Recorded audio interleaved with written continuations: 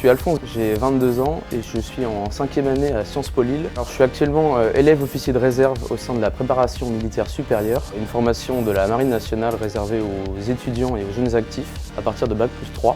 Il faut envoyer une lettre de motivation, un CV, et à l'issue de ça, il y aura un entretien.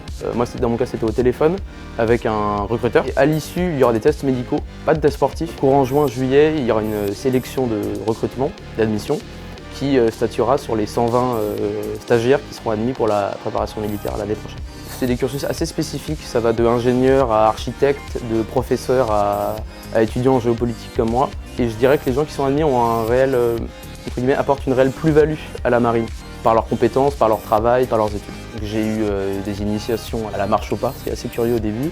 J'ai eu des conférences que ce soit sur la géopolitique ou sur l'environnement de la défense. Et au cours de l'année, là par exemple la semaine prochaine, je vais partir une semaine à Brest où je vais suivre une formation intensive avec plusieurs exercices de l'entraînement par exemple à la survie, à l'environnement militaire. Je vais aussi au cours de l'année pouvoir passer mon permis bateau. Au-delà, c'est vérifier que vouloir être militaire du moins pour un temps est vraiment ce que je veux faire dans la vie. À l'issue de cette formation, il y a plusieurs possibilités. Le premier choix qui est le plus courant, de rentrer dans la réserve, opérationnelle ou citoyenne. Je fais de la géopolitique.